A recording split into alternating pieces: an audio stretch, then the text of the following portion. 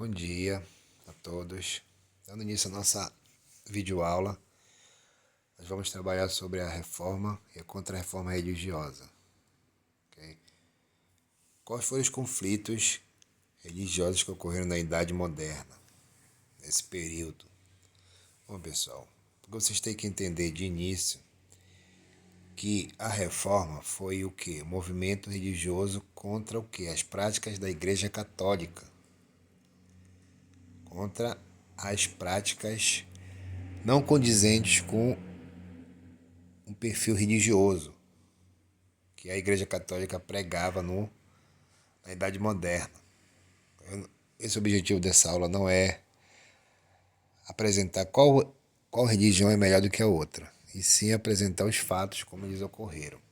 E a contra-reforma religiosa foi o quê? Foi o movimento religioso da Igreja Católica para combater o quê?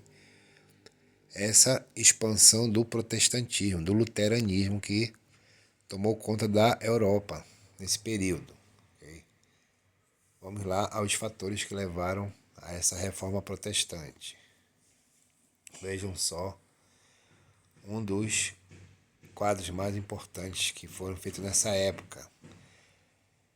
Época do quê? Do nosso outro assunto, Renascimento. Vejam só, o estilo gótico das construções, estilo romântico, com os vitrais e os quadros mais importantes, como o da pintado na Capela Sistina, entre o homem e o Deus. Essa é a mão do homem e do Deus, quase se tocando. Foi pintado na igreja lá em Roma, na Capela Sistina, okay? Na Itália. Vamos ver agora os principais, principais motivos que levaram a essa reforma. Pessoal, na Idade Média, a igreja e o Estado era só uma coisa. Os monarcas e o clero, que é a Igreja Católica, eles o quê? Se utilizavam nos aparelhos ideológicos, como o Estado e a Igreja, para uso próprio, para benefício próprio. Então, eles não tinham o quê? Vou deixar bem claro. Os religiosos dessa época não tinham uma formação religiosa, como se tem hoje em dia, com seminário, com curso de teologia para formar padres e pastores. Eles eram o quê? Escolhidos pela questão do dinheiro. Quem era mais rico tinha o cargo de bispo, de padre, de arcebispo, até de papa. Okay? Eles eram escolhidos através do seu dinheiro, de forma censitária, através da fortuna que eles possuíam. Okay? Até o início da reforma, todos viviam o quê? Todos tinham aquele conceito que a igreja pregava que se você não fizesse, não pagasse o dízimo, não pagasse o que a igreja vendia, o que a igreja pregava, você ia para o inferno, você tinha a sua entrada no céu negada. Essa era a ideologia que a igreja passava. Vejam só, a Idade Moderna, época que não existia o ensino como nós conhecemos nos dias atuais. É apenas o quê? Só quem tinha dinheiro, quem tinha acesso aos livros, até porque não existia circulação de livros, a literatura não era como é nos dias atuais. Ainda não foi criada a imprensa. Então, 80%, 90% da população eram analfabetas. Só veio ocorrer essa separação entre igreja e Estado já na Idade Moderna, onde a igreja foi uma coisa e a monarquia foi outra. Por questões o quê? Por questões políticas e econômicas. O que nós vamos trabalhar aqui? Os antecedentes imediatos que levaram a essa reforma. Onde foi que ocorreu o quê? Esses conflitos. Conflitos esses que levaram a uma rebelião protestante e a retaliação, a movimentação da igreja na chamada Contra-Reforma. Okay? Antecedentes imediatos, pessoal. Como eu falei para vocês, na Idade Média os livros eram escritos à mão, eram os chamados manuscritos. Por isso eles se tornavam caros, eles eram caros. Só quem tinha acesso a essa leitura eram os reis, nobres, as pessoas muito ricas, que tinham as condições de quê? De ter esses livros. além da própria igreja, claro, né? Que existiam os chamados copistas, que eram os indivíduos que escreviam à mão os livros da igreja. Então, a igreja controlava todo esse fluxo de informações que saía, que circulava pela Europa. Só que teve um indivíduo que em 1440, chamado Johannes, não é um P aí, é um O. Johannes Gutenberg, ele vem e inventa o que? A imprensa, inventa a primeira máquina tipográfica que imprime, que faz o que? Folhetos, que faz jornais. E o primeiro livro que foi impresso foi o que? Foi a Bíblia. Sua primeira tiragem saiu em 1456, um total de 49 livros. Imaginem só, 49 livros para várias regiões, vários países da Europa, ok? E qual foi o primeiro local onde se deu esse conflito?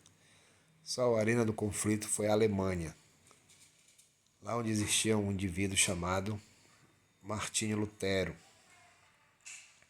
E quais foram os fatores que levaram o quê? A esse conflito? Existia um estado desestabilizado, aonde tinha o quê? Tinha uma Alemanha próspera, mas desestabilizada, descentralizada politicamente. Existiam 400 estados, ou seja, eles viviam numa anarquia política.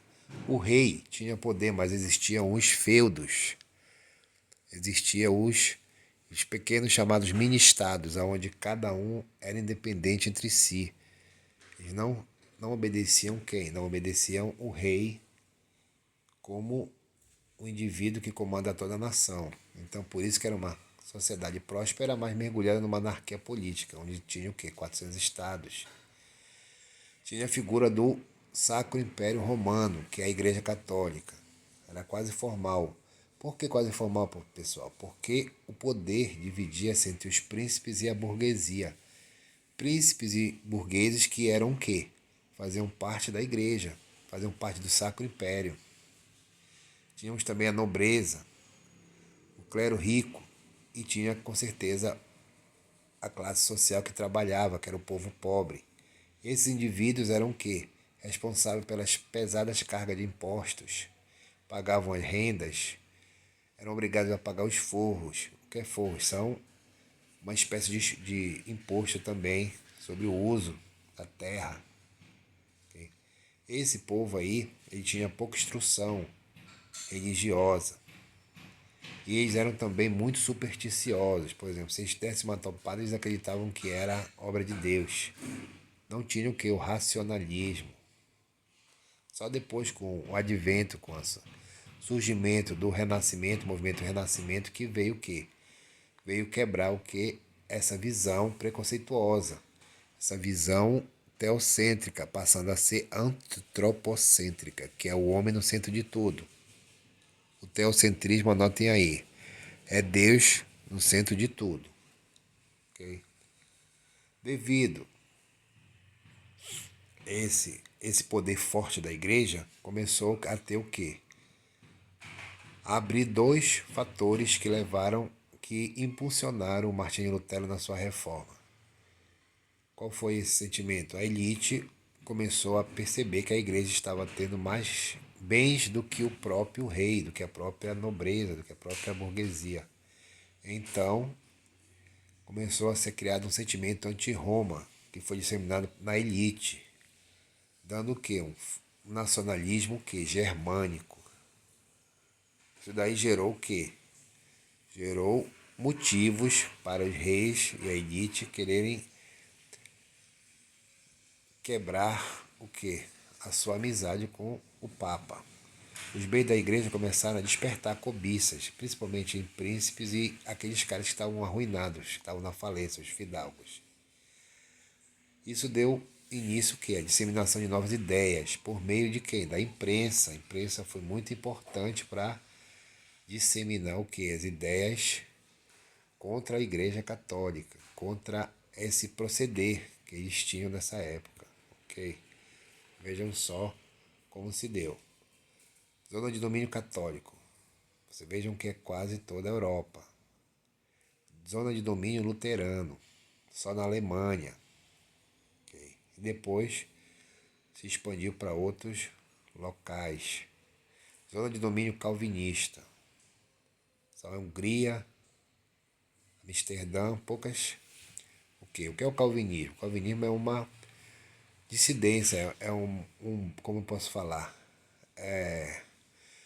um movimento religioso também protestante que originou do luterano, do movimento luteranista. Okay? Temos também zona de domínio anglicano. Anglicano já é o que? Do Henrique VIII, já é católico.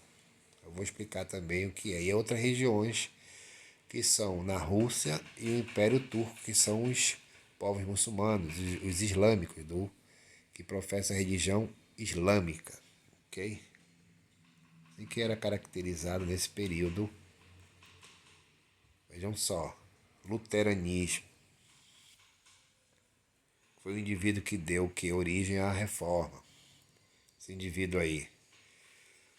E não aguentando mais a perversidade dos líderes católicos, Lutero examinou as escrituras sagradas. Ele descobriu que a salvação é pela fé em Cristo e não pelas obras da lei. O que significa isso, pessoal? Que as pessoas podem ser salvas apenas pela sua fé e não pelo que você paga, não pelo dízimo que você dá, não pelos impostos que você paga, tanto para a igreja como pelo Estado. Ok? Assim, quando ele pregou essa teoria, ele declarou guerra contra a Igreja Católica. Ok? Criou um documento chamado as 95 Teses, onde ele pregou na frente da porta da igreja, lá na Alemanha, na Catedral de Wittenberg. Prendeu esse documento com 95 pontos, onde ele criticava o quê? A Igreja Católica e o seu proceder. Ok? Qual eram as principais teses? Algumas delas eram bem desafiadoras. Vejam só. Ele criou em 31 de outubro de 1517, propondo que mudanças, uma religião que mais reformada. Quais foram os principais pontos? A salvação obtém-se pela fé e não pelo que você paga. Há dois sacramentos, o batismo e a Eucaristia. Na Igreja Católica nós temos o batismo, a Eucaristia e a transubstanciação. Que é isso? É aquele ritual onde se transforma o pão e o vinho no corpo de Cristo. Okay? O Martinho Lutero propõe o quê? Essa reforma. Ele propunha também a presença real de Cristo na Eucaristia. Sem o quê? Sem a transubstanciação, que é aquela parte da Eucaristia onde diz que o corpo e o sangue de Cristo. Okay? Onde tem a hóstia, a entrega da hóstia. Ele também colocava a autoridade do Papa, ele rejeitava a autoridade do Papa. Pregava também que a igreja era uma comunidade de fiéis e não uma coisa fechada apenas dos religiosos, da elite. Não era obrigatório o celibato dos padres. Ele pregava que o padre poderia ter uma vida normal. Proibia a venda de indulgências. O que era isso? Eram peças ditas sagradas, como pedaços da cruz de Cristo, como pregos que prenderam na mão de Cristo, como peças sagradas. Eram vendidas aonde? Na igreja, na frente da igreja, como peças que o quê? Que poderiam eram sagradas e levavam o quê? A salvação. Ok? Tinha também as cartas papais. O que era isso? Era quando você pagava uma certa quantia para a igreja e você recebia uma carta onde todos os seus pecados eram o quê? Absorvidos. O Papa que dava essa carta. Essa carta não garantia mais a salvação das pessoas. A igreja não possuía a chave do paraíso. Cada indivíduo era o que, na visão de Lutero, era responsável pela sua salvação individual. Okay? O Lutero afirma também que o dinheiro investido em educação seria menor que o gasto com armas e traria mais benefícios. Isso daí, pessoal, é o início de quê? De uma educação pública, o início de uma educação de qualidade, quebrando com o quê? Com o monopólio da educação religiosa, dando o que? Início a uma educação laica. O que é o laicismo? Laica significa a educação popular, a educação que todos nós temos, ok? Nas escolas públicas. Vejam só, Martinho Lutero colocando na Catedral de Wittenberg, lá na Alemanha, as 95 teses explicando sobre, propondo, melhor dizendo, essas reformas religiosas. Bem, do luteranismo nós temos o quê? As derivações. O principal deles foi chamado anglicanismo, que fez o quê? Que fez o quê? Fez aquilo que todos estavam esperando, que foi que os reis começaram a brigar contra a Igreja Católica. O principal deles foi o Henrique VIII. Porque eu disse que derivou do protestantismo, do luteranismo. Porque o Henrique VIII ele queria o quê? Romper com a Igreja Católica. Vejam só, quais foram os principais? Os reis da Inglaterra, no período de 1509 a 1547, eram fiéis aliados do Papa. Tanto é que esse Henrique VIII recebeu o quê? O título de defensor da fé. Só que uma série de questões levaram o Henrique VIII a romper com a Igreja Católica. Esse indivíduo fundou uma igreja, a igreja chamada Igreja Anglicana. Essa igreja era propriedade de muitas terras, a Igreja Católica, além de monopolizar o comércio das relíquias sagradas, que eu acabei de falar para vocês. Alguns setores da nobreza queriam se apossar dessas terras e dos bens da igreja, e para isso era preciso o quê, pessoal? Eles precisavam apoiar o rei, com o objetivo de enfraquecer o poder das autoridades católicas. Então, esse rompimento do Henrique VIII, do rei da Inglaterra, com a Igreja Católica, com o Papa, nada mais foi do que uma questão política e econômica. Okay? Além disso, tinha um grande motivo que o Henrique VIII estava querendo usar de pretexto e usou. E foi o pedido de anulação de casamento dele com a Catarina de Aragão, que foi o que? Negado pelo Papa. Okay? O Henrique VIII queria essa anulação, porque pelo fato que ele alegou que a Catarina tem uma origem espanhola e também por não ter dado para ele um filho do sexo masculino. Sendo isso, ele queria anular o casamento dele com Catarina de Aragão e queria se casar com a sua amante, Ana Bolena. Como o Papa não aceitou, porque o casamento é para a vida toda na Igreja Católica, pode ser anulado na lei civil, mas na lei religiosa não. A pessoa casou é para a vida toda. Então, Henrique VIII rompeu com a Igreja Católica. Vejam só. Essa do lado aí é a Catarina de Aragão. Henrique VIII era casado com ela. Só que ela não deu filhos para ele, o quê? Filho homem, para seguir o seu nome, para ter um herdeiro. Então ele queria que o Papa anulasse o casamento dele para ele casar com a Ana Bolena, que é essa senhorinha de baixo. Isso mais foi um pretexto para ele romper com a Igreja Católica e confiscar todas as terras da igreja, a maior parte da igreja. Ok? Bom, até aí nós vamos ficar nesse início de atividade. Ok? Eu mandarei para vocês uma atividade. Esse assunto é muito extenso. Eu não vou me estender muito porque ele vai ser umas duas aulas. Então, na próxima quinta eu já continuo essa mesma aula. Qualquer dúvida, estou no privado. Ok? Um abraço a todos.